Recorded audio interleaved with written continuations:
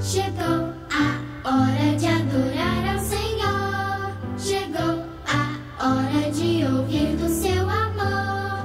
Lindas histórias que vêm ensinar a sempre em Deus confiar. Chegou a hora de adorar ao Senhor. Chegou a hora de ouvir do seu amor.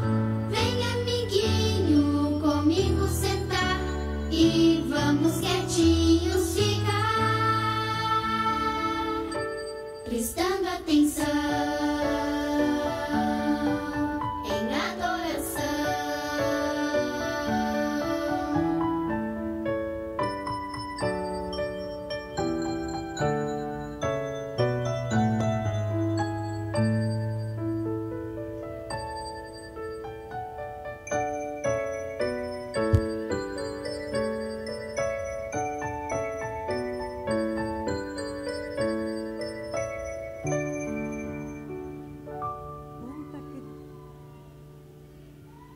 Alô, alô? Estão me ouvindo? Quanta criança bonita que tem nessa igreja, não? Feliz sábado para vocês. Vocês estão me vendo aqui, ó? Acho que eu vou vir um pouquinho mais para cá para vocês me olharem. Vocês estão vendo a tia? Feliz sábado. Eu quero fazer uma pergunta para vocês. Quem aqui já brincou de caça ao tesouro? É muito legal, não é? Eu amo. Então eu vou contar uma novidade para vocês. Nesse ano, em alguns sábados, a tia ou alguém que cuida da saúde aqui da igreja vai vir contar para vocês histórias sobre os tesouros da saúde que estão aqui nesse baú. Olha, este aqui é o nosso baú do tesouro. Para a gente descobrir onde está o nosso tesouro, a gente precisa de pistas, não é? A gente sai correndo atrás das pistas. Aqui não dá para a gente sair correndo, né? Senão vão brigar com a gente.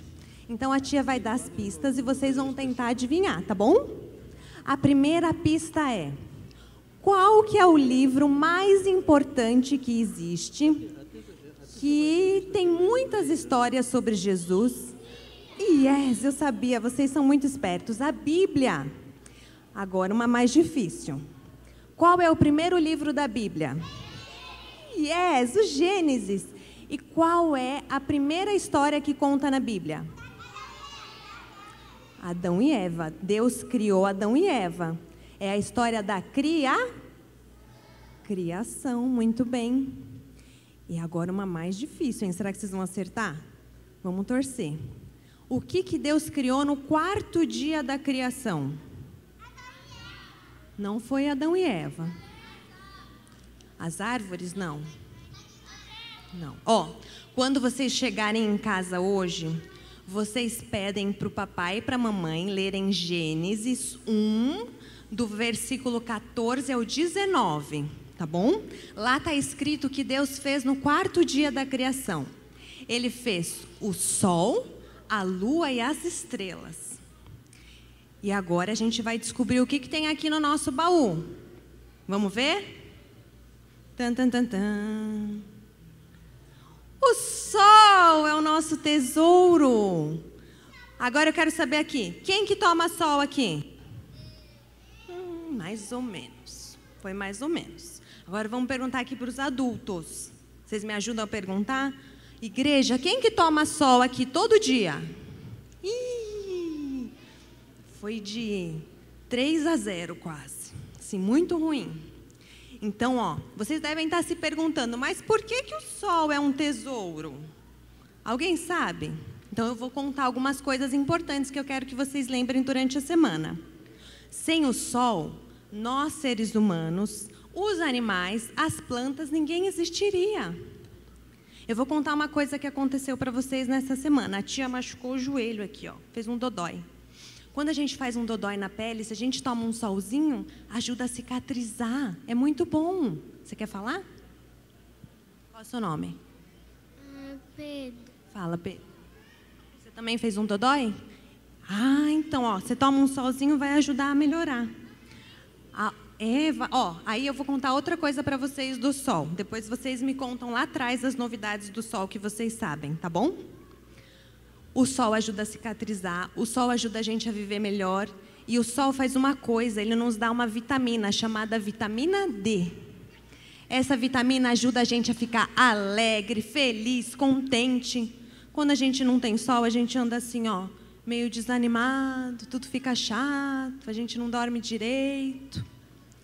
Então eu quero fazer um desafio para vocês. Vocês, a maioria devem estar de férias aqui. Se não estão de férias, estão voltando para as aulas agora.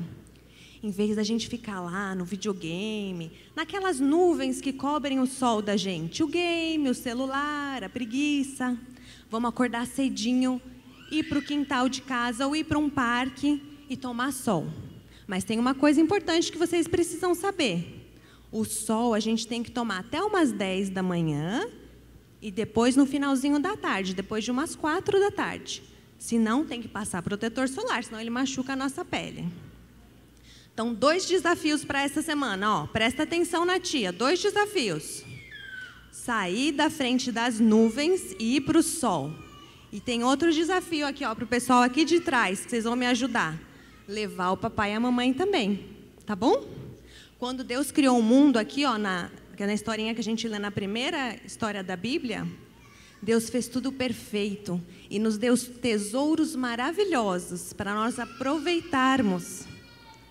Nós temos que usar ele para vivermos mais e melhor, tá bom? A tia vai fazer uma oração com vocês e depois que vocês saírem daqui, vocês vão receber uma folha com um desenho para vocês pintarem e com o desafio da semana, tá bom? Vamos fazer oração? A tia fala, vocês repetem? Vamos fechar os olhinhos. Papai do céu, muito obrigada pelos tesouros da saúde. Obrigada pelo lindo sol que o Senhor fez. Nos ajude a aproveitarmos a cada dia. Abençoa todas as crianças dessa igreja. Em nome de Jesus. Amém. Bom sábado.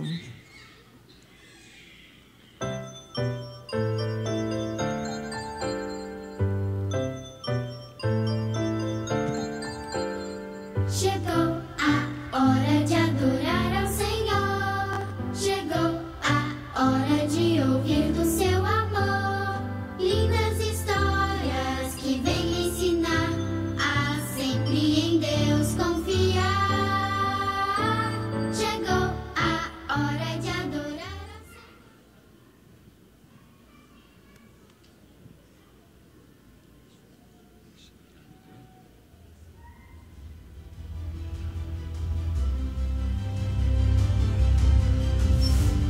Provai e vede. História de hoje, abertura condicionada.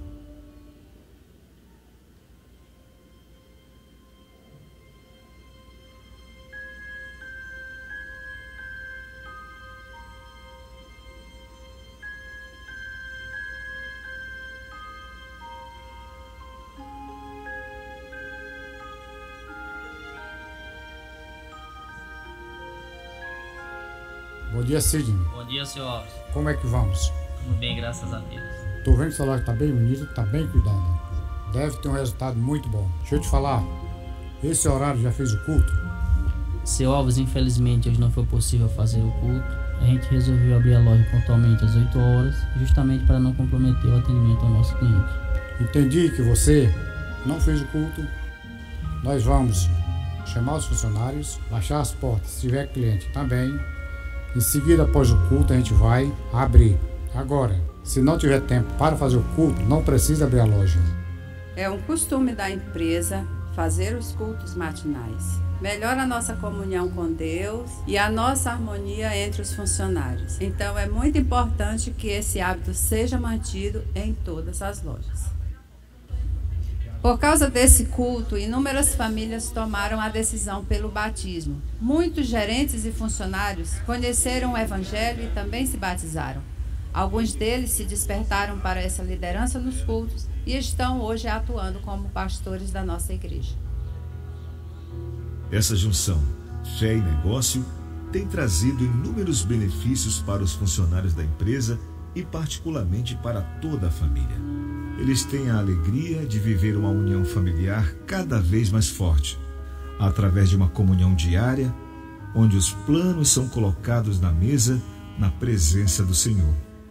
Todos os filhos são tementes a Deus, com formação superior, e trabalham na empresa do Pai, cuidando cada um de uma área específica, segundo suas competências.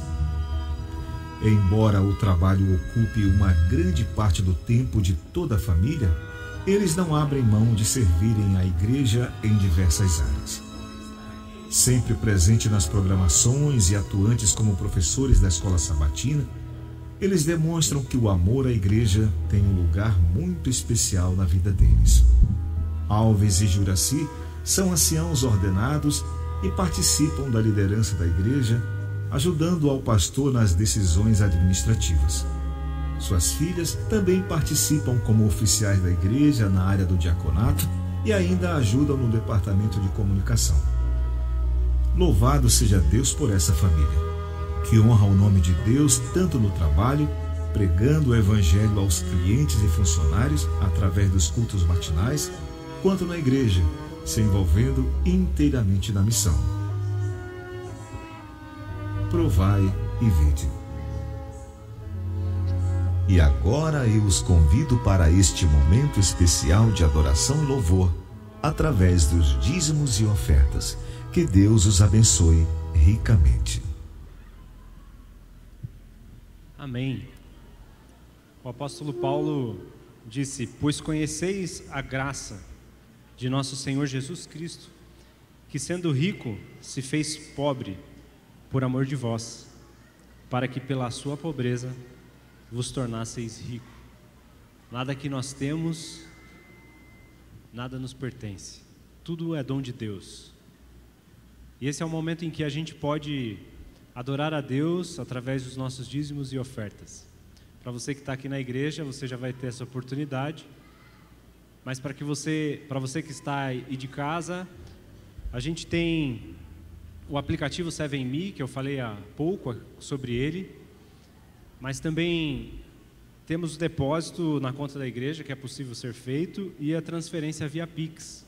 Se você usar essas metodologias, a gente pede a gentileza que você encaminhe o comprovante para a tesouraria, para que a sua oferta, o seu dízimo possa ser registrada corretamente no seu nome.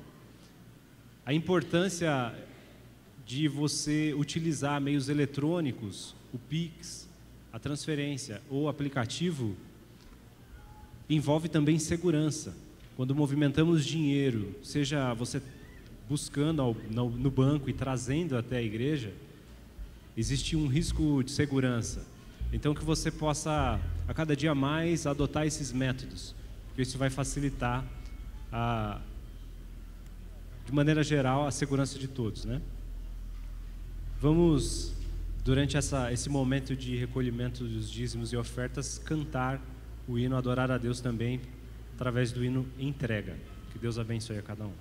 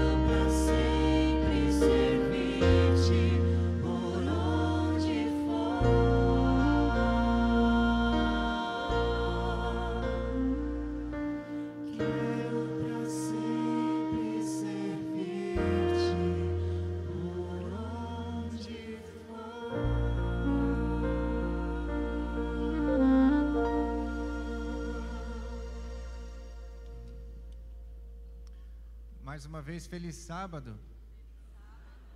Que privilégio é estarmos na casa do Senhor. Acabamos de adorá-lo por meio dos recursos que Ele nos dá.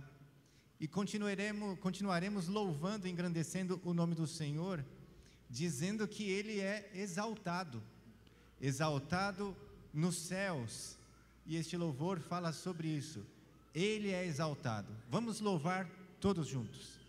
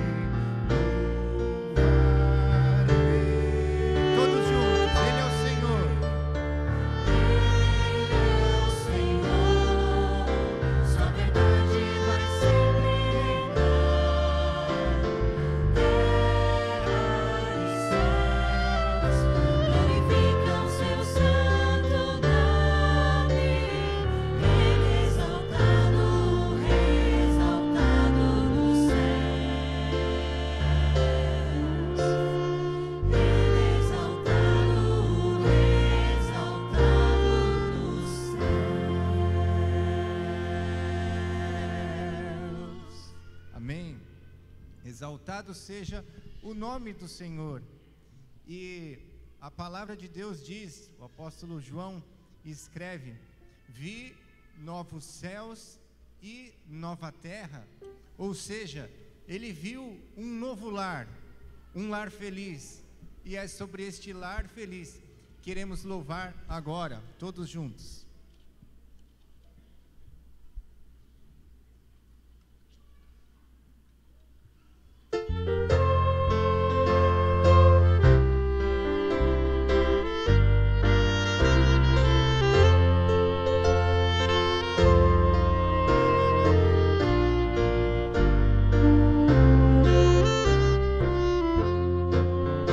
Eu avisto uma terra feliz,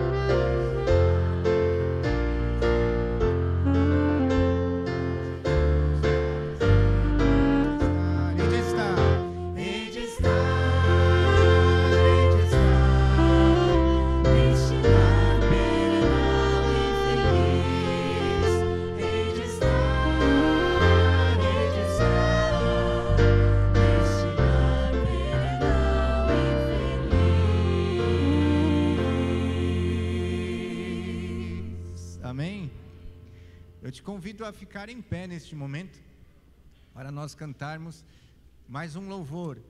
E esse eu sei que você conhece. É um dos hinos mais cantados e tem uma mensagem muito bonita e poderosa.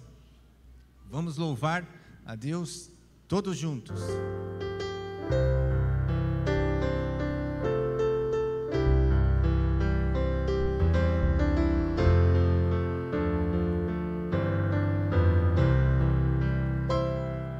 Que segurança sou de Jesus,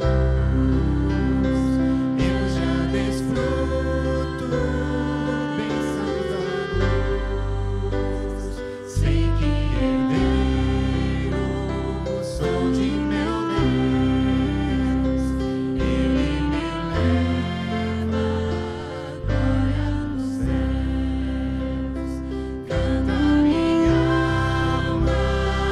Canta ao Senhor, rende-lhe sempre honra e louvor. Canta minha alma, canta ao Senhor, rende-lhe sempre honra e louvor. Só as mulheres. Sendo submisso sempre ao Rei, sinto os herdeiros da lei.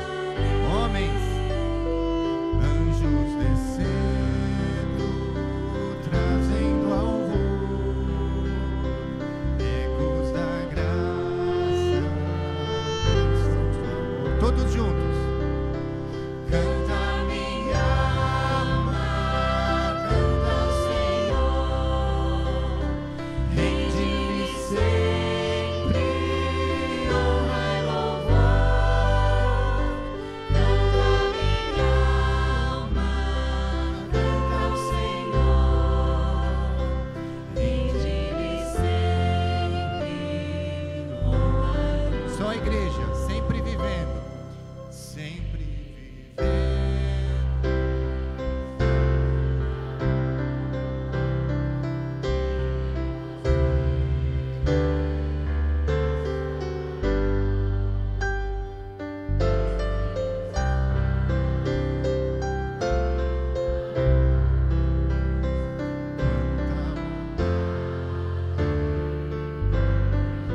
Canta minha alma, canta minha alma, canta ao Senhor, rende-lhe sempre honra e louvor. Canta minha alma, canta ao Senhor, rende-lhe sempre honra e louvor. Mais uma vez o coro, a capela. Canta minha alma, canta ao Senhor, rende-lhe sempre honra e louvor. Canta minha alma, canta ao Senhor, rende-lhe sempre honra e louvor. Amém. Louvado seja Deus. E neste momento especial também, cada um de nós tem um clamor no coração. A vida é cheia de desafios e lutas. E nós temos um Deus em que nós podemos confiar. Nós iremos cantar Jesus, meu guia é. E se no meio desta canção você sentir o desejo de se achegar mais à frente, fique à vontade. Nós teremos uma oração intercessora. Vamos louvar a Deus.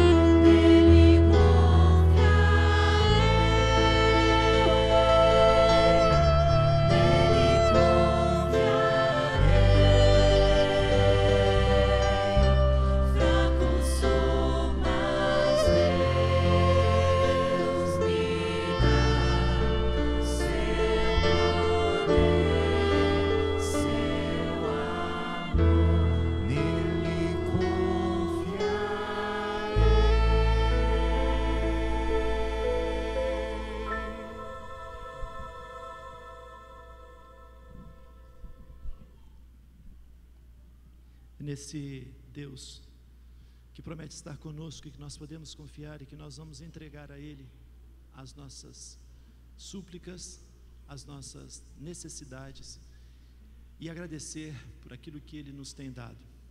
Nós temos algumas pessoas pelas quais gostaríamos de orar nesse momento. Pelo Milton, o maestro aqui da igreja que fez o nosso programa de Natal, ele está internado e nós vamos orar por ele, para a sua recuperação. Pelo Charles, que também esteve internado até essa semana. Pelo Silas. Vamos também agradecer pelo Moisés, que fez a cirurgia e está se recuperando bem. E também pela Priscila Valim, que ela está fazendo um tratamento para um câncer e está se recuperando bem.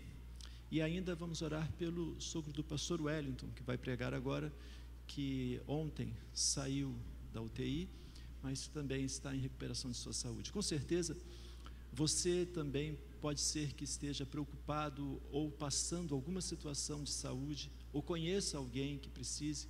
E nesse momento nós vamos orar por essas pessoas e vou pedir para que a igreja se ajoelhe comigo.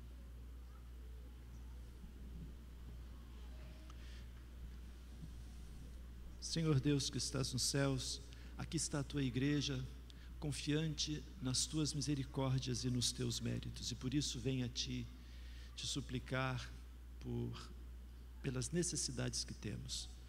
Pedimos, Senhor, por essas pessoas que estão com essa situação de saúde, resolvendo, se recuperando, para que o Senhor ponha a tua mão sobre elas, lhe dando conforto, alívio de suas dores e expectativa de cura.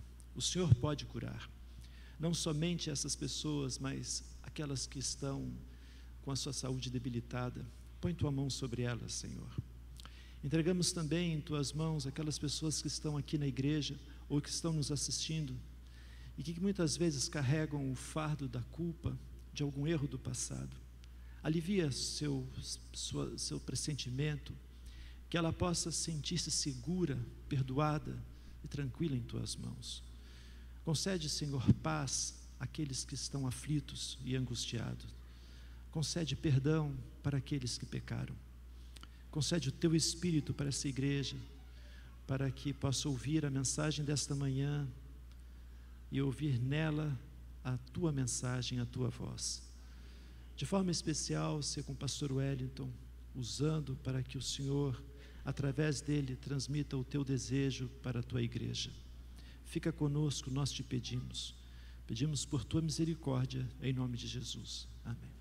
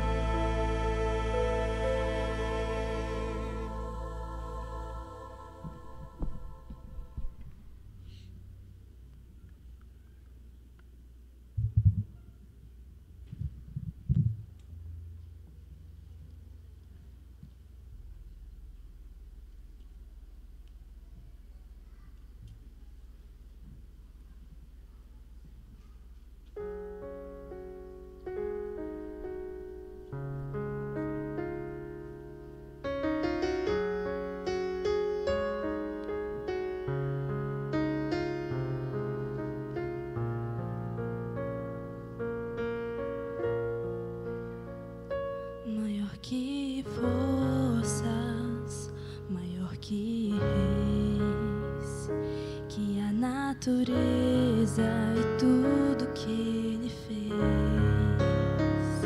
maior que coisas que o homem inventar. No princípio Deus estava lá, maior que reinos e posições.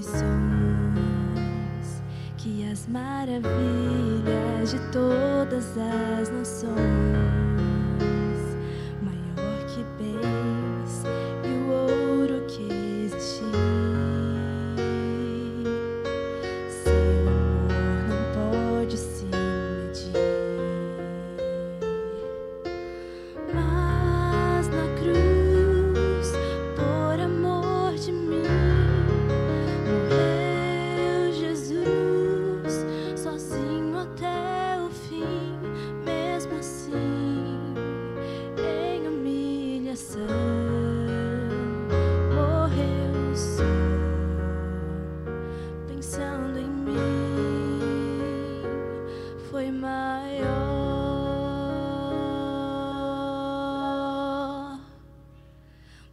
que forças, maior que reis, que a natureza e tudo que ele fez, maior que coisas que o homem inventar. No princípio Deus estava lá, maior que reinos e posições, que as maravilhas de todas as nações, maior que bens e o ouro que existe. Seu amor não pode se medir, mas na cruz, por amor de mim, morreu Jesus, sozinho até o fim. Mesmo assim, em humilhação, morrendo só, pensando em mim, foi maior. Mas na cruz, por amor de mim, morreu Jesus, sozinho até o fim. Mesmo assim, em humilhação, morrendo só, pensando em mim, foi maior. Mesmo assim, em humilhação, morreu só, pensando em mim, foi maior.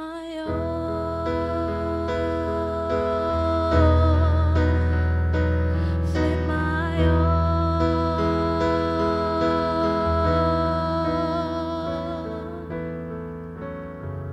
Amém.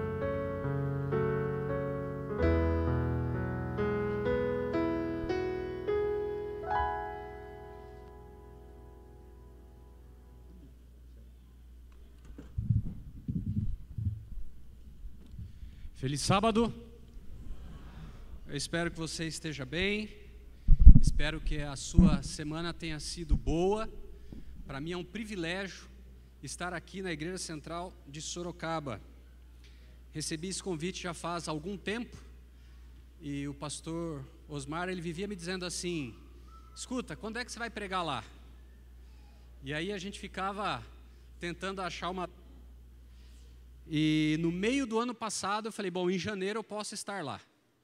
Aí disse, então vamos amarrar na sua agenda para que você esteja lá com a gente. Chegou o dia e eu estou feliz porque Deus me dá o privilégio de falar a uma igreja que eu tenho acompanhado em alguns momentos em cultos online, e já estive aqui em outras ocasiões, em eventos da associação, acompanhando, participando também quando era pastor da Associação Paulista Sudoeste, pastor distrital. Estive aqui algumas vezes.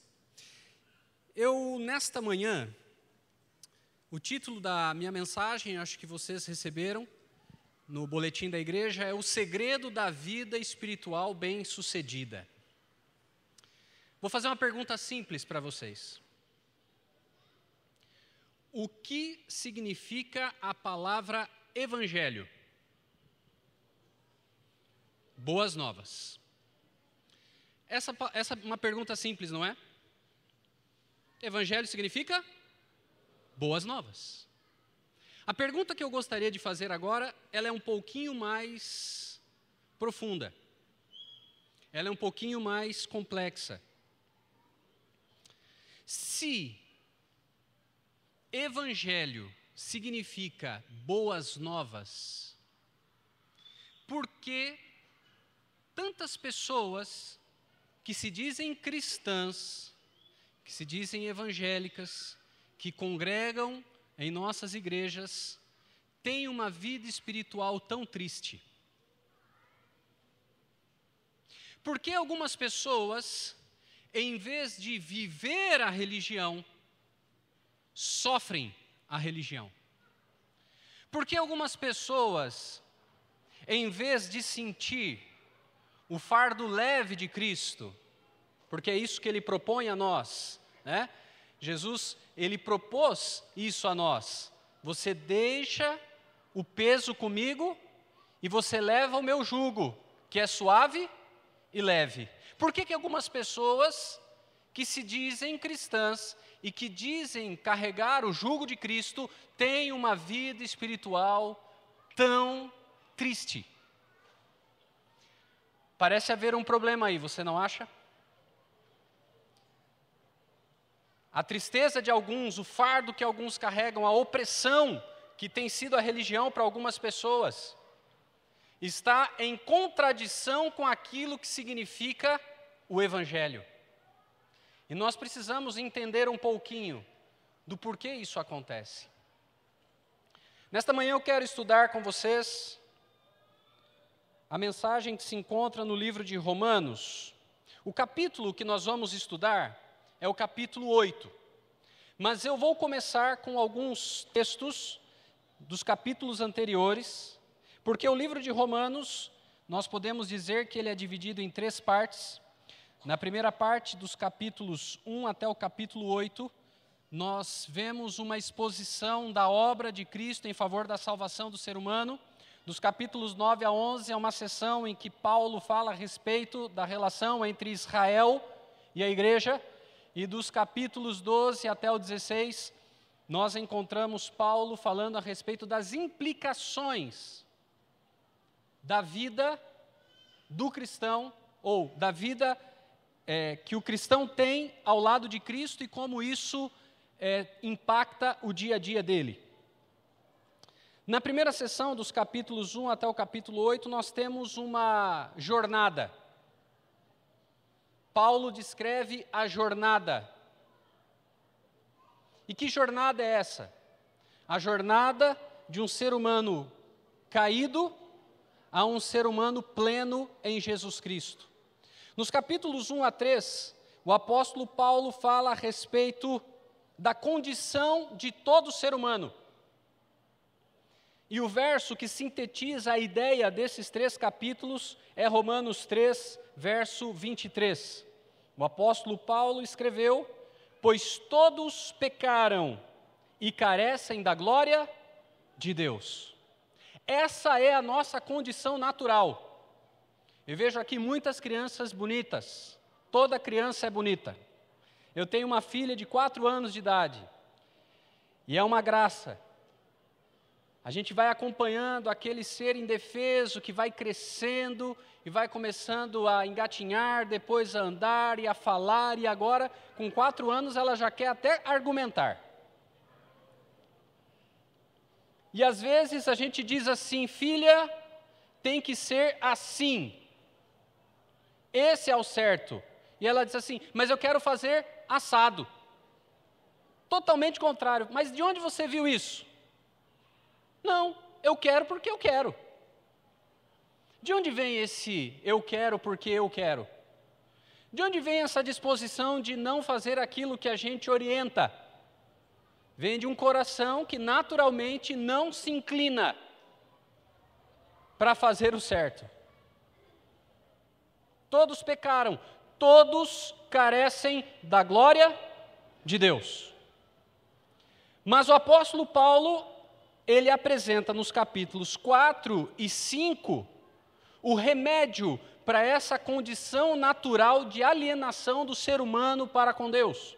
E aí o verso que sintetiza a ideia contida nesses 2 capítulos é o verso 1 do capítulo 5. Então veja, no capítulo 3 todos pecaram, mas no capítulo 5 ele apresenta a nossa esperança. E qual é a nossa esperança? Diz o verso: justificados, pois, mediante a fé, temos paz com Deus por meio de nosso Senhor Jesus Cristo. Somos todos naturalmente pecadores, mas em Cristo nós somos justificados. E ao ser justificados, nós temos então paz com Deus. E aí vem a pergunta: o que é paz? O que é paz? Alguns podem limitar o conceito de paz à ideia de ausência de guerra. Se esse for o pensamento, então quando que o ser humano pode ter paz? Nunca. Nunca. Agora, quando a gente para pensar no conceito bíblico de paz, aí a gente passa a entender o que o Evangelho significa para nós, porque paz na Bíblia não é ausência de conflito. Paz na Bíblia não é ausência de problemas. Paz na Bíblia tem que ver com a presença de Cristo ao nosso lado, nos dando completude de vida a despeito das condições em que nós enfrentamos nesse mundo.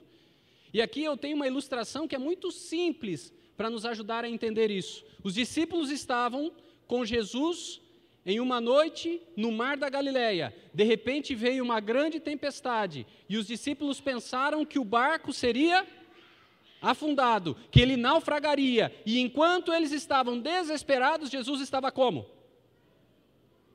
Como estava Jesus? Dormindo.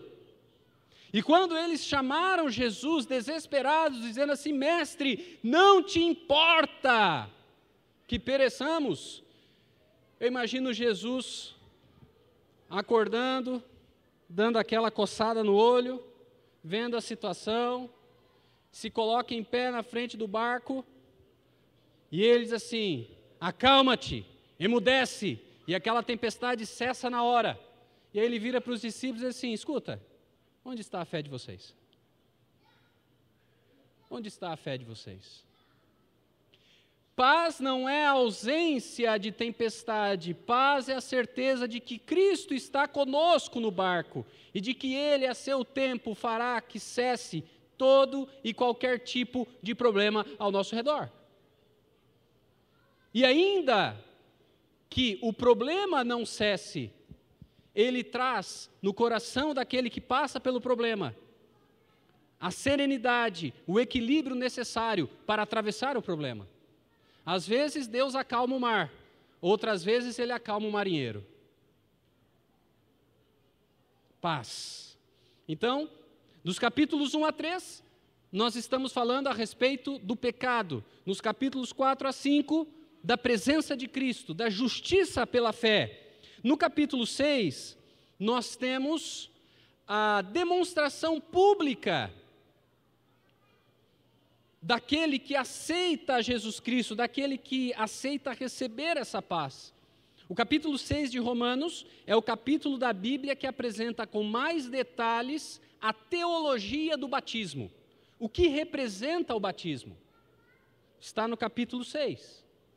Não vou ler o capítulo todo, mas o verso 4 nos ajuda a entender o que significa esse momento. O texto diz assim: fomos, pois, sepultados com Ele na morte pelo batismo, para que, como Cristo foi ressuscitado dentre os mortos pela glória do Pai, assim também andemos nós em novidade de vida. Capítulos 1 a 3, pecado. Capítulos 4 e 5, graça, paz. Capítulo 6, recebimento dessa graça. Novidade de vida. É isso que Jesus deseja fazer. Ainda no capítulo 6, ele diz assim: nos versos 12 e 13, não reine, portanto, o pecado em vosso corpo mortal, de maneira que obedeçais às suas paixões, nem ofereçais cada um os membros do seu corpo ao pecado, como instrumentos de iniquidade, mas oferecei-vos a Deus como ressurretos dentre os mortos, e os vossos membros a Deus como instrumentos de justiça. É uma virada, é o ponto da virada. Nós temos então, antes de ter um encontro com Jesus, os nossos membros eram instrumentos do quê? De iniquidade. Mas depois que a gente se encontra com Jesus, agora os nossos membros são membros que se tornam instrumentos de justiça. Virou o jogo. Você se lembra do dia em que você foi batizado? Eu me lembro bem. Foi em uma grande celebração da igreja. Eu fui batizado naquilo que antigamente era chamado de IASP, o nosso colégio em Hortolândia. Fui aluno lá, conheci o evangelho lá, e tem até colega do tempo que a gente estudava lá, né, Fernando? Satisfação em vê-lo. Fomos contemporâneos lá. E ele assistiu meu batismo.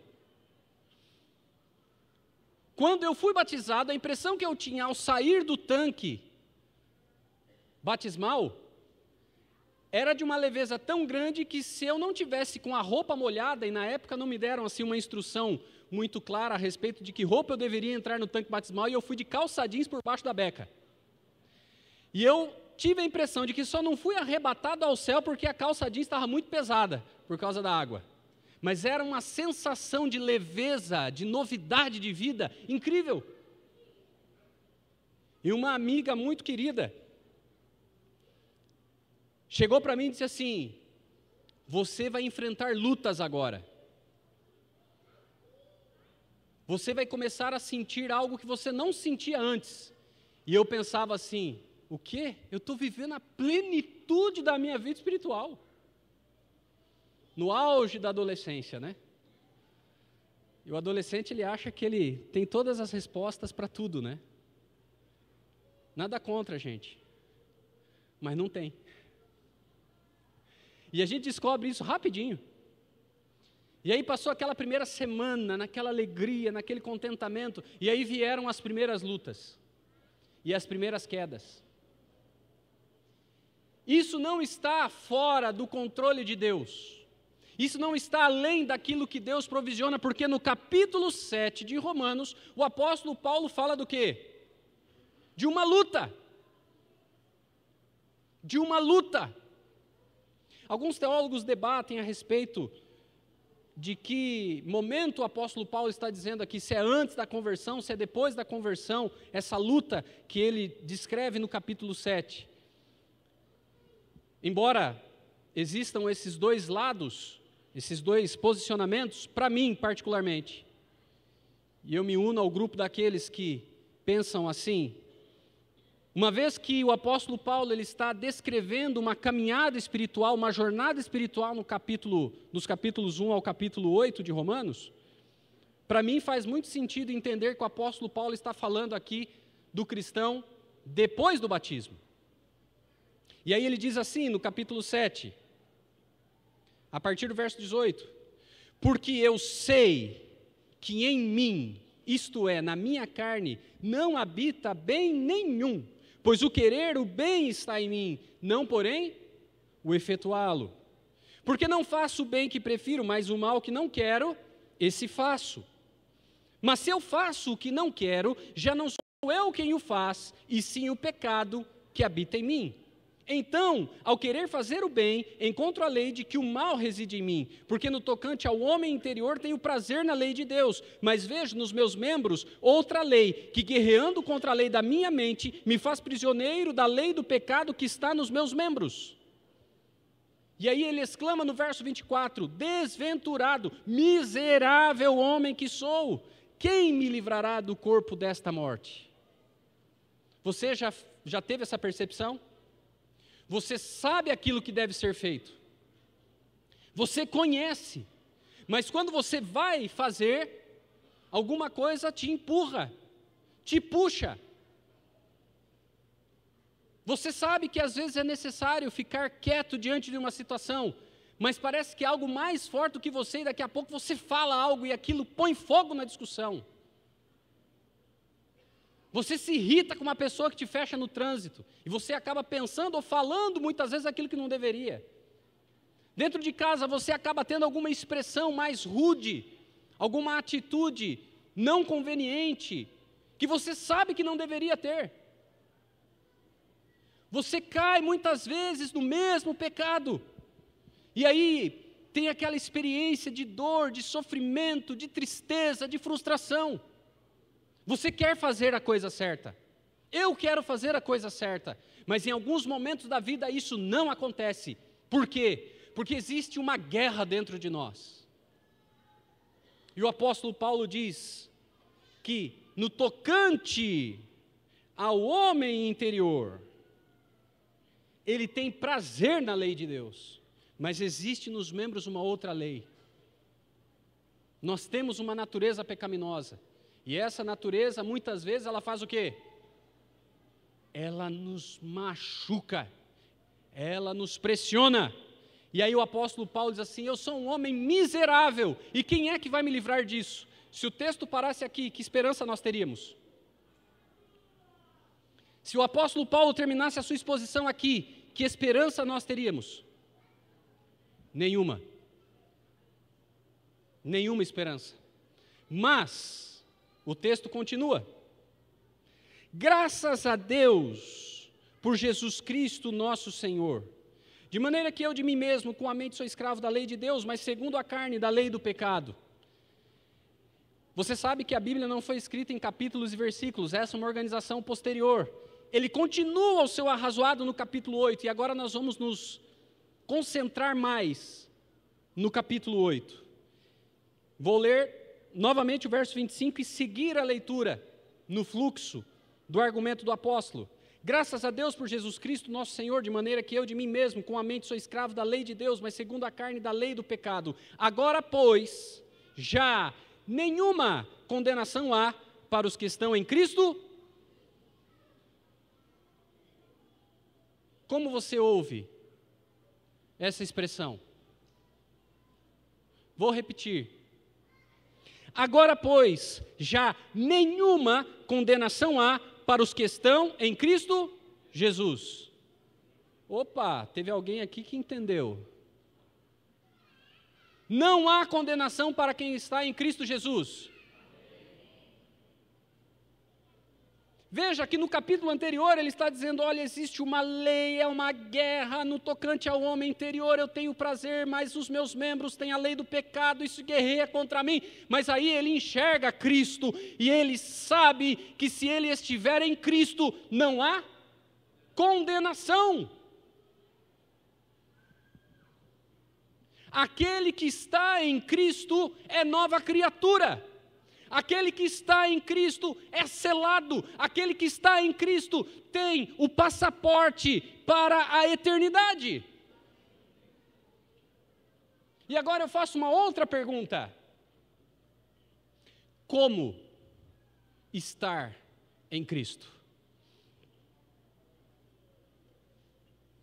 O apóstolo Paulo escreveu em Gálatas, o Arauto do Rei, numa composição da década de 90, final da década de 90, destacou essa verdade que Paulo escreve em Gálatas: eu não sou mais eu, Cristo habita em mim.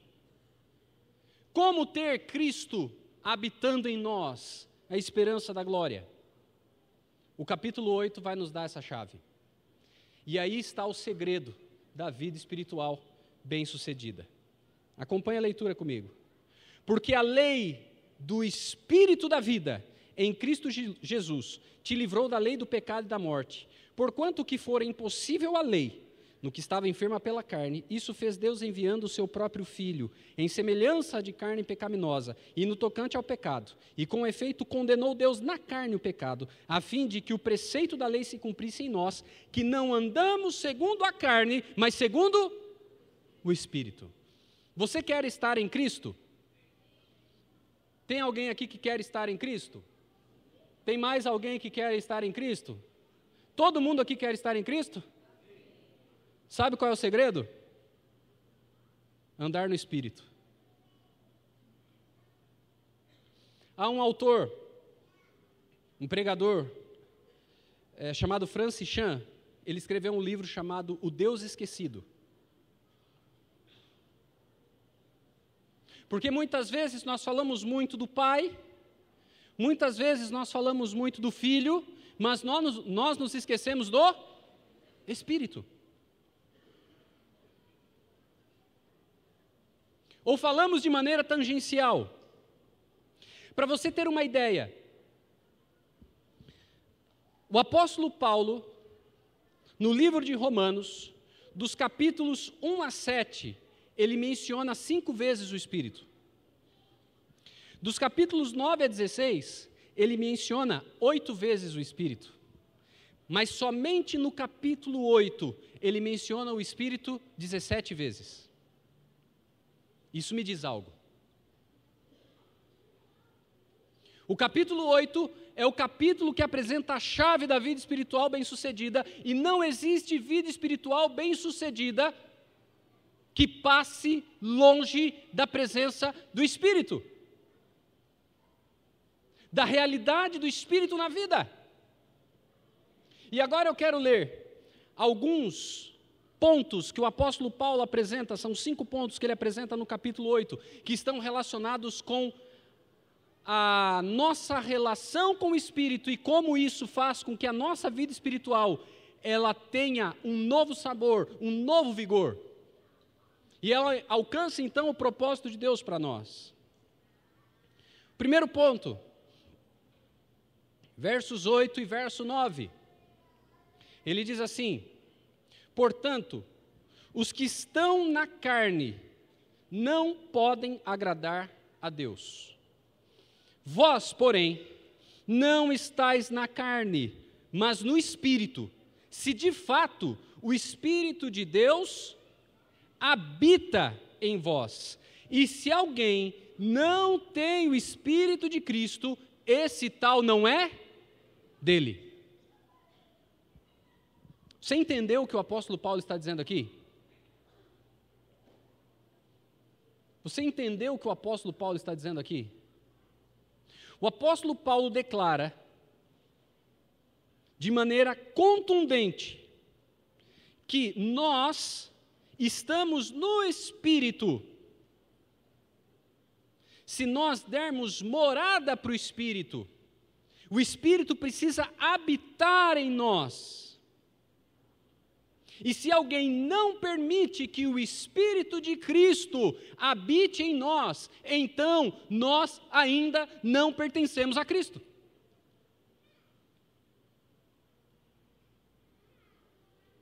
Você está entendendo a implicação disso? A gravidade de não ter uma vida espiritual que permita ao Espírito Santo habitar no coração? Aquele que não permite que o Espírito habite, esse não pode ser de Cristo. Dessa maneira, o Espírito é aquele que nos sela como propriedade de Cristo. A quem nós pertencemos? A Cristo. Quando? Quando o Espírito habita em nós. E aí deixa eu fazer uma pergunta para você. O Espírito habita em você? Ou ele é um visitante ocasional? O Espírito habita em você ou ele é um visitante ocasional? Algumas pessoas têm uma experiência, um êxtase espiritual, elas ouvem uma mensagem, elas podem até ser tocadas, elas podem chorar quando elas ouvem uma música, elas podem tomar uma decisão quando um pregador apresenta a mensagem, elas podem vir à frente na igreja, elas podem demonstrar querer andar com Cristo, mas se o Espírito não habitar com essa pessoa, não for companhia constante com essa pessoa ainda não entendeu quem é Cristo, essa pessoa ainda não pertence efetivamente a Cristo. Deus não está querendo visitar a sua casa. Deus não está querendo visitar a sua vida. Ele quer morar em você, Ele quer habitar em você. Por isso, estar em Cristo é mais do que ter um relacionamento ocasional com Ele. É permitir que Ele tome conta de tudo. A ponto da pessoa olhar para você e enxergar Cristo em você.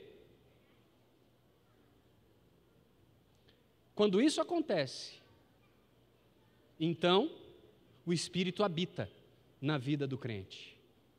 E esse é o primeiro ponto. Você recebe o selo de propriedade de Deus quando o Espírito habita no seu coração.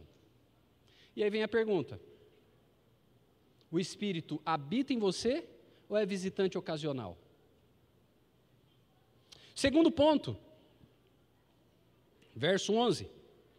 O apóstolo Paulo continua: se habita em vós, veja, se habita em vós o Espírito daquele que ressuscitou Jesus dentre os mortos, esse mesmo que ressuscitou a Cristo Jesus dentre os mortos, vivificará também o vosso corpo mortal, por meio do seu Espírito que em vós habita.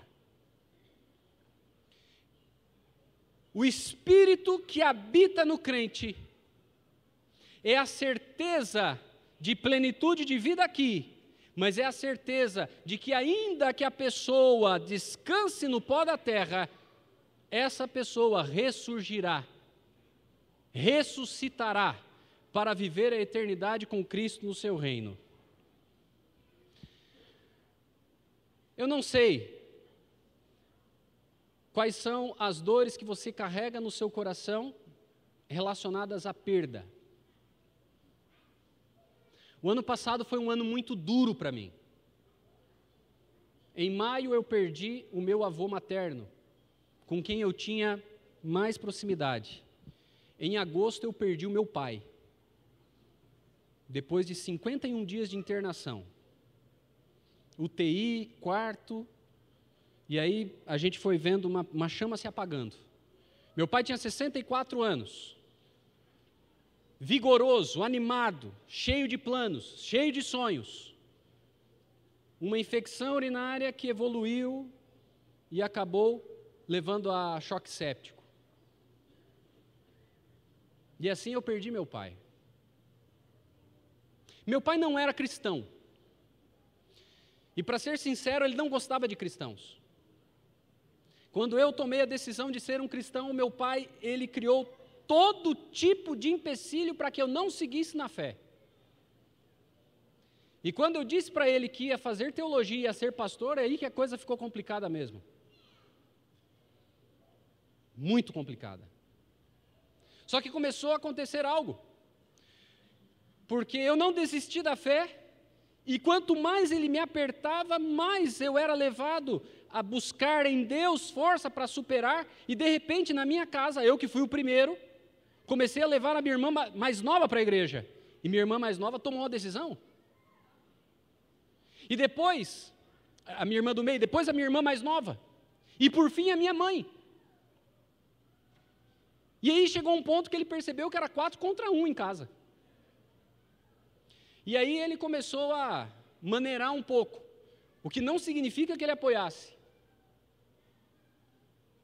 Quando eu decidi fazer teologia, ele olhou para mim e disse assim: você pode fazer esse curso de crente aí, mas você tem que fazer uma faculdade de verdade.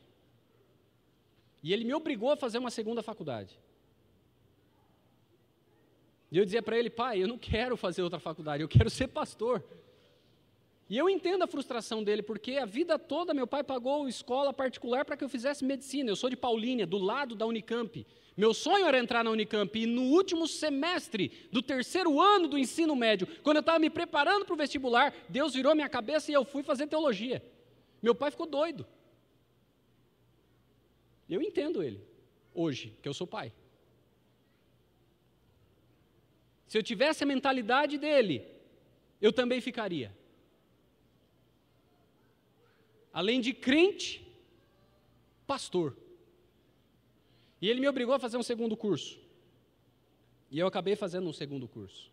E Deus abriu a porta, naquele período o NASP permitia que se fizessem 2 faculdades, uma de manhã e outra à tarde, acabei fazendo a faculdade de administração.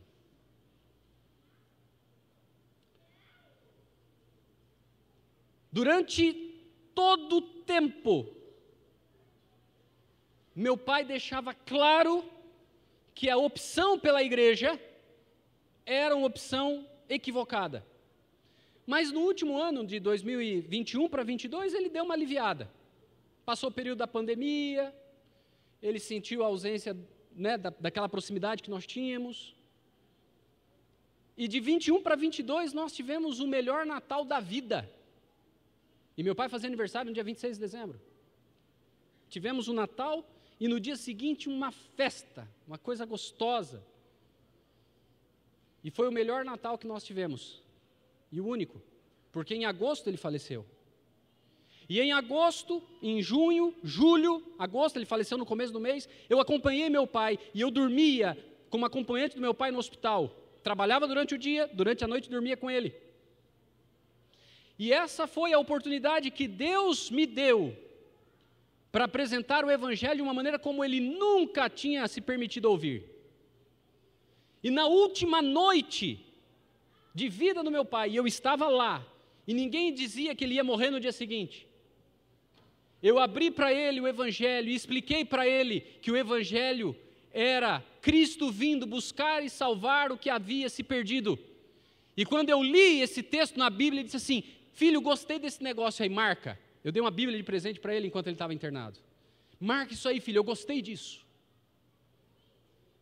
E na manhã seguinte, antes de ir embora, eu orei com meu pai, orei pela vida dele, orei pela salvação dele, orei por aquilo que Deus tinha semeado no coração dele. E nós nos despedimos, ele disse: filho, à noite a gente se vê. E não houve noite para o meu pai. Sabe qual é o consolo que eu tenho no meu coração?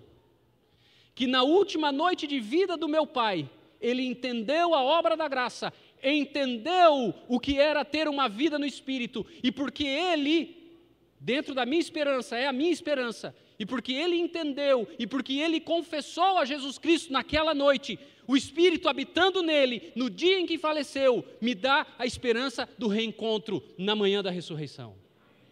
E eu não sei quais são as pessoas que você aguarda, mas eu sei que se essa pessoa estava em Cristo, se o Espírito de Deus habitava nela, essa pessoa, naquele dia, levantará.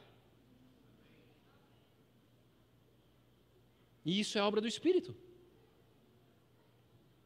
Terceiro ponto, versos 14 e 15.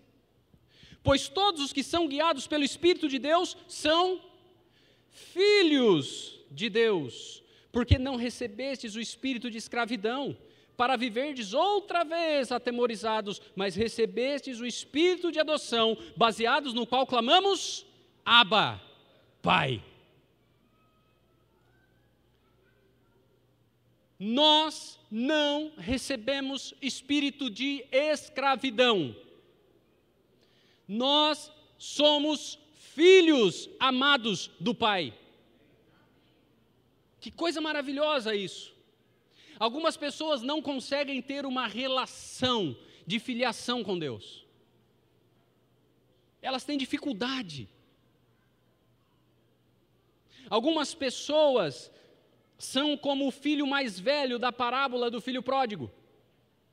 Elas estão na casa do pai, elas estão servindo o pai, mas elas não estão servindo com o espírito de gratidão, o espírito de entrega, o espírito de devoção, o espírito de amor. Não, elas servem com o espírito de escravidão. Eu faço porque eu sou obrigado a fazer. Elas não entendem que elas estão cuidando daquilo que é delas. Quando o filho mais velho chega para o pai, ele chega de uma maneira rude, ele chega bravo, porque o pai está fazendo um churrascão para celebrar a volta do filho que desperdiçou o dinheiro de tudo quanto foi jeito. E o que eu estou falando do churrasco é o que está no texto. Matou o bezerro cevado, fez um churrasco no meio da semana, e o cheirão, você sabe, cheiro de churrasco. Eu não estou dizendo que você tem que fazer o churrasco, estou dizendo que é o que está na Bíblia. O cheiro foi tão forte que ele foi chegando do campo e disse assim: que negócio é esse? Que comida é essa? Que dança é essa? Que festa é essa? Ah, o seu irmão voltou. O quê? E ele veio e é agora recebido dessa maneira, e ele chega para o pai e diz assim: pai, há quanto tempo eu te sirvo, e o Senhor nunca me deu um cabrito para fazer de churrasco, e agora veio esse teu filho, e é interessante isso no texto, esse teu filho, que gastou o dinheiro com meretrizes, que gastou o dinheiro na farra, e agora o Senhor matou o bezerro cevado, aquele bezerro que era reservado para as ocasiões mais festivas. O Senhor matou o bezerro cevado para celebrar a vida de um tremendo picareta. E o pai disse assim: meu filho, tudo o que é meu é teu. Era necessário que nós nos alegrássemos, era necessário que nós nos regozijássemos, porque esse teu irmão estava perdido e foi encontrado, estava morto e reviveu. Tem gente na igreja com o espírito do filho mais velho da parábola, não entende quem é o pai. O Pai nos adotou em Cristo, para que nós pudéssemos olhar para Deus e dizer: paizinho, está difícil, paizinho, deixa eu me alegrar, deixa eu mostrar para o Senhor algo lindo que está acontecendo na minha vida. Essa relação. Sabe que algumas pessoas, especialmente no período do século 18, século 19, algumas pessoas se levantaram contra a religião, se levantaram contra Deus. Pensadores europeus, alguns deles se destacaram nisso, na filosofia, na psicologia, na biologia, se levantaram para descartar Deus. E quando a gente estuda um pouco da biografia desses homens que se levantaram contra Deus, nós descobrimos que antes eles se levantaram contra os pais, que eram intimamente relacionados com a religião. Então essas pessoas, elas projetaram para a vida delas um ódio à figura de Deus, porque eles nunca entenderam a relação que eles tinham com o próprio pai. E nós, adventistas, acreditamos que Ellen White foi inspirada por Deus para dizer para nós pais, e eu sou pai, você que é pai também, preste atenção nisso. A maneira como nós nos relacionamos com os nossos filhos na infância vai ser a maneira como os nossos filhos vão entender a pessoa do Pai do céu. Então, se a gente apresenta a nossa paternidade de uma maneira bíblica, no espírito do Pai do céu, os nossos filhos terão mais facilidade de entender quem é o Pai do céu. Muitos odeiam o Pai do céu porque não aprenderam a amar o Pai na terra. E se esse for o seu caso, se você tem uma dificuldade de entender Deus Pai, porque a sua relação com o Pai da terra não foi boa, peça ao Senhor que mude a sua mentalidade em relação a Ele, que opere de maneira especial mediante o Espírito dentro do seu coração, para que se quebre esse muro que se levantou. Quarto ponto,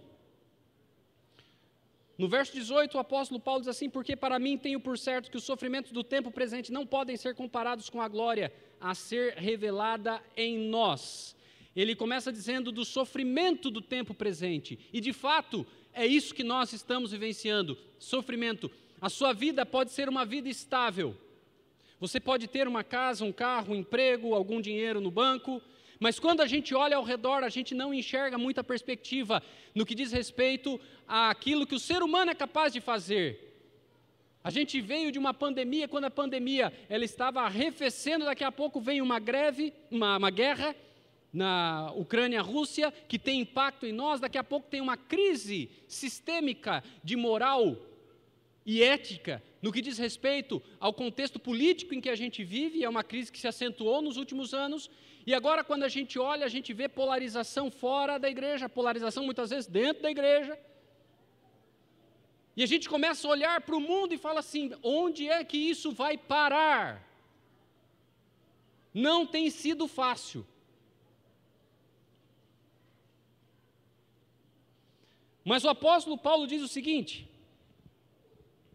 a partir do verso 22, porque sabemos que toda a criação a um só tempo geme e suporta angústias até agora, e não somente ela, mas também nós, que temos as primícias do Espírito, igualmente gememos em nosso íntimo, aguardando a adoção de filhos, a redenção do nosso corpo, porque na esperança fomos salvos. Ora, a esperança que não se vê não é esperança, pois o que alguém vê, como espera? Mas se esperamos o que não vemos, com paciência o aguardamos. O Espírito Santo faz brotar no coração do crente o quê? O quê? Esperança. Você olha para o panorama e você diz assim, não tem jeito, mas aí você olha para a Bíblia e diz assim, o que é meu está chegando.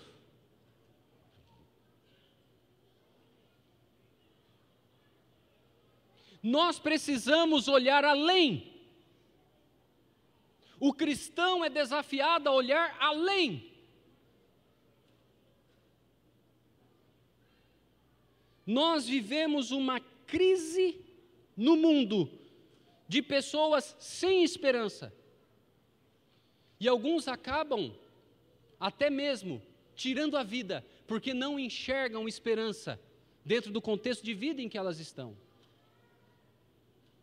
Mas o Espírito mostra o além. Então veja, recapitulando, o Espírito em primeiro lugar, ele é aquele que nos sela como propriedade de Cristo. Em segundo lugar, ele é aquele que nos dá garantia de ressurreição. Em terceiro lugar, o Espírito é aquele que nos dá certeza de filiação em Cristo. Em quarto lugar, o Espírito é aquele que nos dá esperança. E em quinto e último lugar, versos 26 e 27, também o Espírito semelhantemente nos assiste em nossa fraqueza, porque não sabemos orar como convém, mas o mesmo Espírito intercede por nós, sobremaneira, com gemidos inexprimíveis. E aquele que sonda os corações, sabe qual é a mente do Espírito, porque segundo a vontade de Deus, é que ele intercede pelos santos. Então, o Espírito, além de tudo que eu já mencionei, de acordo com o apóstolo Paulo, o Espírito é aquele que torna a nossa comunicação com o Pai uma comunicação direta, uma comunicação efetiva. O Espírito, ele intercede da nossa parte para com o Pai e da parte do Pai para conosco. O Espírito consegue expressar aquilo que vai no nosso coração de uma maneira que o Pai entende. E ele consegue expressar ao nosso coração aquilo que Deus espera que nós entendamos. Você já teve alguma situação em que você não conseguia orar e que a única coisa que você conseguia fazer diante do Senhor era chorar e chorar e chorar? Já teve alguma situação assim?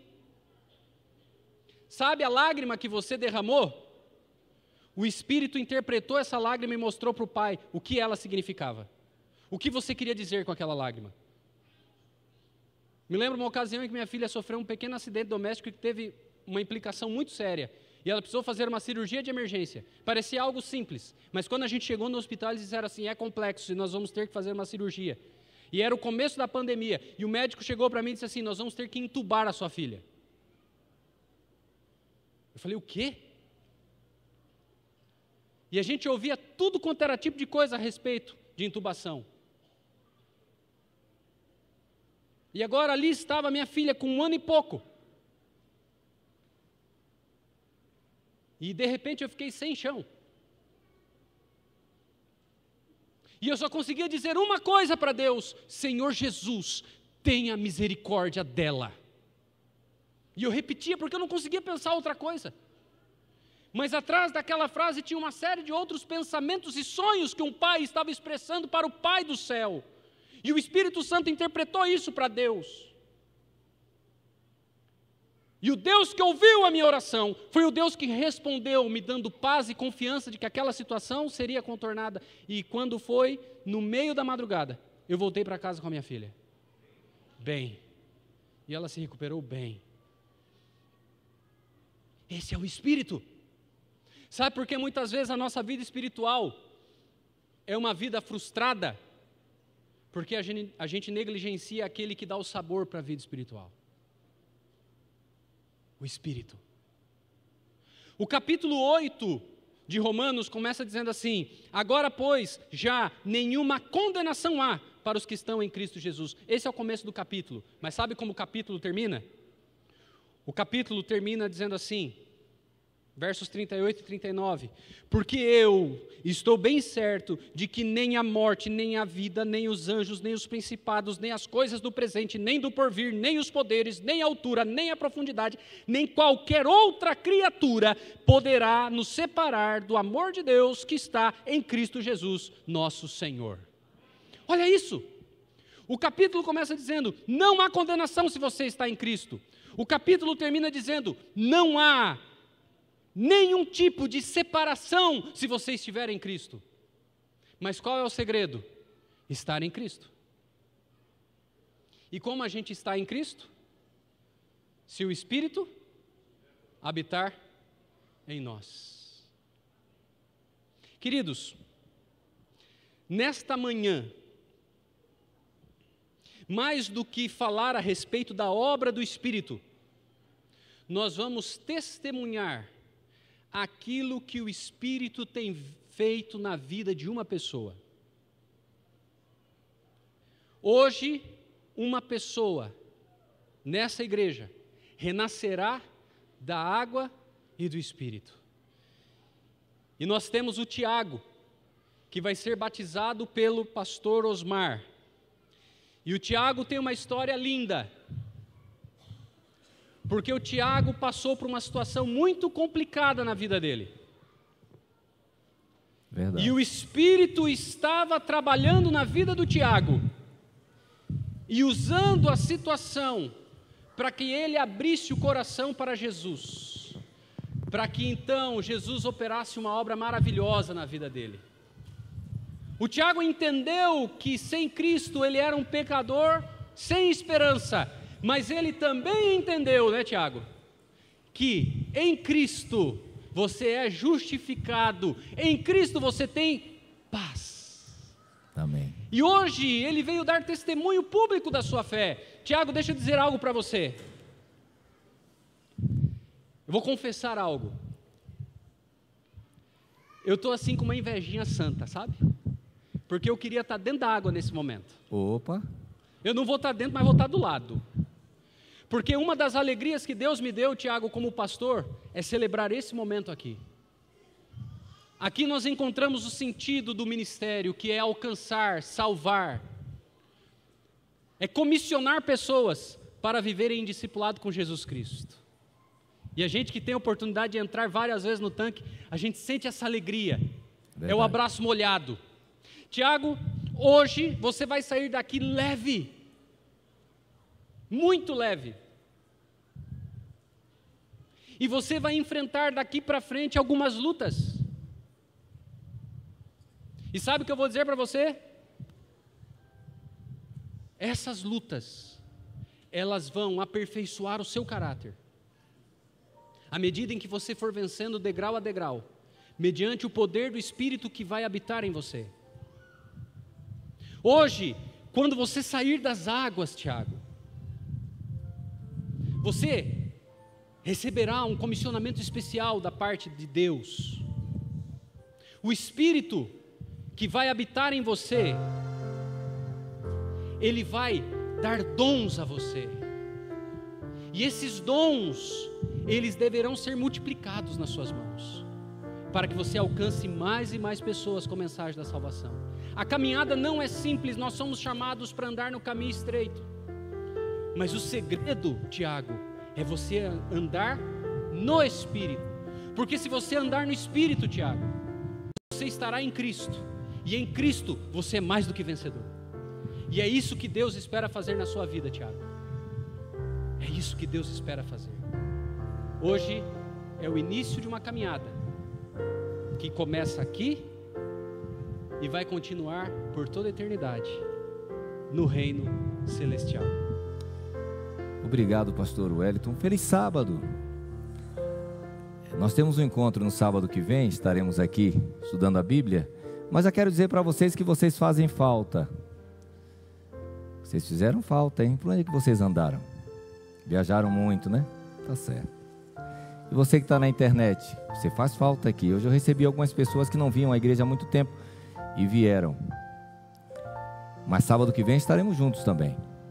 Então venha para a igreja no próximo sábado. O pastor Wellington, você talvez não conheça, ele é o redator geral para a CPB. Ele cuida do grupo de redatores. Esse ano ele está com essa dificuldade, ore essa dificuldade, não com esse desafio. Ore por ele, pelo trabalho dele. Muito obrigado por separar um tempo na sua agenda, que já era pesado e agora ficou mais pesado ainda. E hoje você chegou aqui, juntamente com quem está assistindo, com quem está aqui, para sermos testemunhas oculares do poder de Deus. O Tiago é um milagre, a família dele está aqui, sejam muito bem-vindos, viu? Sejam muito bem-vindos, que bom que vocês vieram para esse momento tão especial da vida dele. O pessoal da clínica Grande Esperança está aí assistindo aí, ó. Que coisa boa que vocês estão aí. Hoje, infelizmente, vocês não puderam vir, mas a palavra está chegando até vocês. O Tiago é o braço direito do Amaral. O Amaral está aqui. Amaral, hoje é dia da gente chorar. Eu não sabia que ia começar o ministério sendo chorando. Venha para cá. A gente vai se emocionar hoje. Não tem como não emocionar hoje. O Tiago, há 2 anos e meio, ele é, na sua formação, gestor hospitalar. E trabalha lá com o Amaral na clínica. E você sabe que a clínica tem um diferencial, é a palavra de Deus, é o estudo bíblico. Mas esses 2 anos e meio ele nunca quis assentar e estudar a Bíblia. Não, ficava aqui ouvindo de longe, seguindo de longe. Algum tempo atrás ele teve um diagnóstico. Um dos seus pulmões parou de funcionar. Dias sem funcionar. E a coisa foi tão séria, o médico disse, olha, nós vamos ter que retirar esse pulmão. Talvez para não contaminar o outro, para não ter algum problema, nós precisamos tirar o seu pulmão. Ele assinou.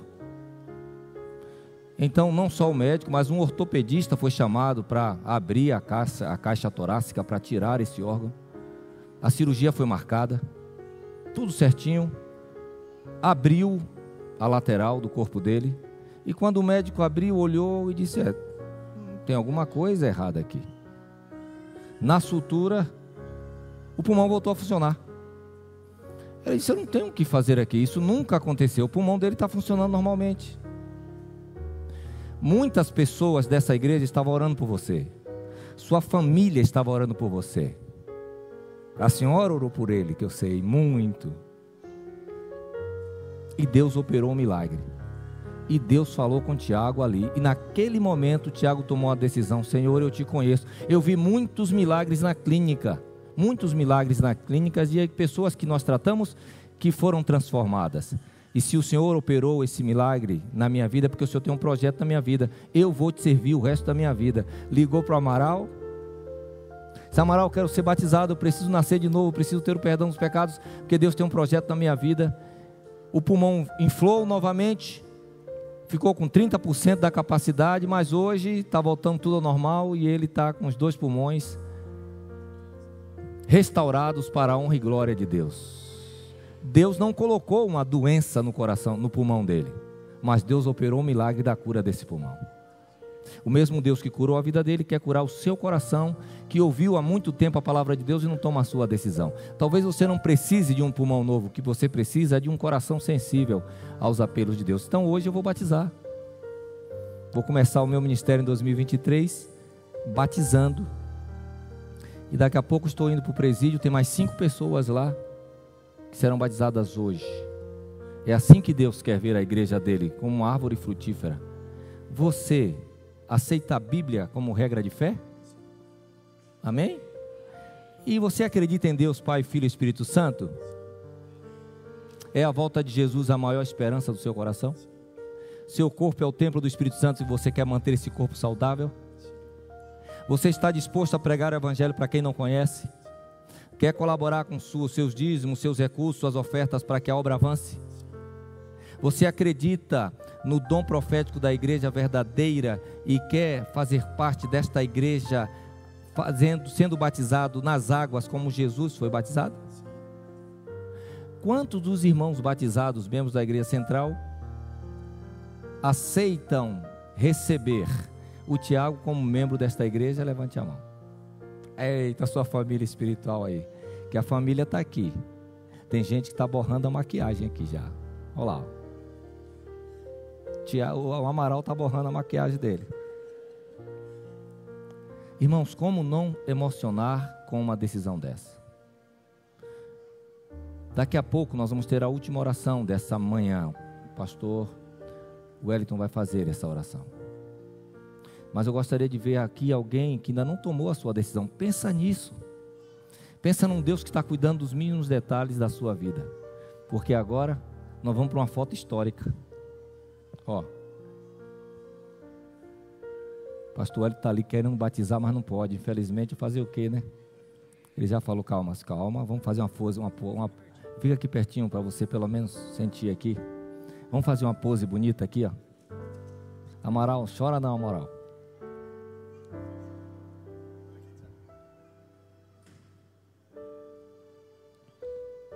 Meu amigo Tiago, de acordo com o desejo do seu coração, segundo a ordem de Jesus, e para o perdão de todos os teus pecados, para que você possa ter uma nova chance e ser escrita na tua vida uma nova história.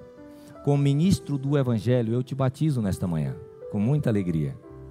E eu faço isto em nome do Pai, do Filho e do Espírito Santo. E a igreja diz? Amém.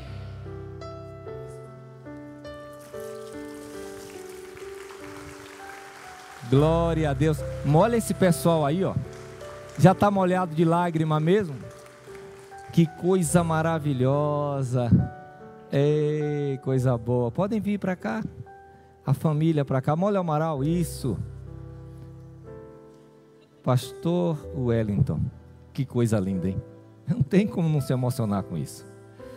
Deus pega uma pessoa que está vivendo uma dificuldade, está tão pertinho do Evangelho, mas que não decide, e o inimigo quer destruir a vida do Tiago, e coloca uma doença na vida do Tiago, e Deus se aproveita de uma arma do inimigo e vira essa arma contra o próprio inimigo. E o Espírito Santo trabalhou na mente do Tiago, quando ele ouvia de longe o estudo bíblico, e trabalhou no leito da dor. O Espírito Santo tocou no coração do Tiago, e Tiago tomou a decisão. Que coisa linda. E eu tenho certeza que você que está na internet aí, você que está aqui presente, também precisa tomar essa decisão. Há alguém nesse auditório aqui que quer se levantar e dizer: pastor, sou eu essa pessoa, eu preciso ser batizado, eu preciso nascer de novo? Eita, pode vir, venha. Hoje a patroa não pôde vir, né? Não está aqui a patroa hoje, né? Mas nós vamos retomar os estudos bíblicos. Nós vamos retomar os estudos bíblicos. Oh, você não podia faltar. Você não pode faltar. Não faltou ano passado. Está chegando a hora do batismo dela. A idade está chegando. Há mais alguém que está se preparando para o batismo? Para você que está na internet, vai aparecer aqui um QR Code, ó. Eu aceito. Diga sim para Deus. Entre em contato com a gente. Bem-vindo, viu? Bem-vindo. Tem mais alguém para a gente orar? Está vindo ali, ó. Está vindo um guerreiro ali. Que coisa boa. E você não vem por quê? O que é que te falta? Começa o ano com essa decisão: eu vou deixar o Espírito Santo conduzir a minha vida. É isso que eu vou fazer. Está vindo mais gente, pastor. Ô, meu amigo, como é teu nome? Francisco. Seja rebatismo, não se preocupe. Deus é o Deus da segunda chance, da terceira chance, da quarta chance, da quinta chance. Oh, que bom. Olha, a primeira vez que ela veio na igreja. Como é seu nome? Aliane, que bom que Deus tocou no seu coração, viu? Agora está chorando ela aí, ó, de alegria. Tá vendo?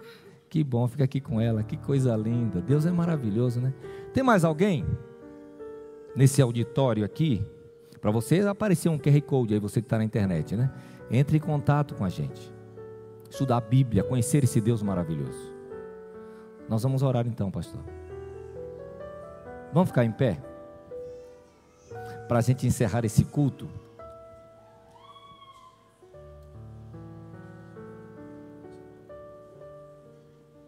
Oremos a Deus.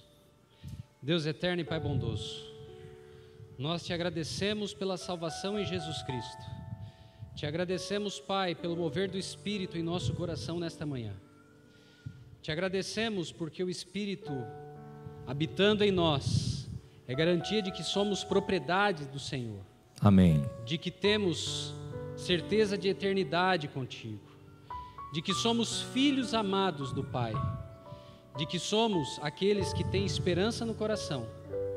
E de que temos a certeza de que as nossas orações chegam aos teus ouvidos de maneira íntima, profunda e correta. Pai, hoje nós testemunhamos aqui o trabalho, a intervenção especial do Espírito Santo na vida do Tiago. E também, Pai, fomos testemunhas de que o Espírito tem trabalhado na vida dessas pessoas que vieram aqui para dizer que querem uma nova caminhada ao teu lado. Amém. Por isso eu oro por elas e peço que a decisão que elas tomaram hoje possa ser levada a efeito. E muito em breve, essas pessoas, filhinhos e filhinhas do Senhor, possam dar testemunho público da fé neste tanque batismal, recebendo o comissionamento do céu para viver em novidade de vida, dedicando os membros como instrumentos de justiça para edificar uma igreja e assim estar preparados para se encontrar com o Senhor. Nós pedimos, Pai, que a Tua graça nos acompanhe ao sair daqui e que saiamos na certeza da bênção que vem do Pai, em nome de Cristo. Amém. Amém. Louvado seja Deus. Vamos ouvir o ministério de louvor, vamos cantar e vamos sair felizes para esse sábado que está na metade. Deus tem muitas bênçãos. Até amanhã no nosso culto de encontro de amigos. Quarta-feira nós temos o Projeto Vírgula e no sábado estaremos juntos no culto de adoração ao Deus Criador do céu e da terra. Um feliz sábado para você. Vamos louvar.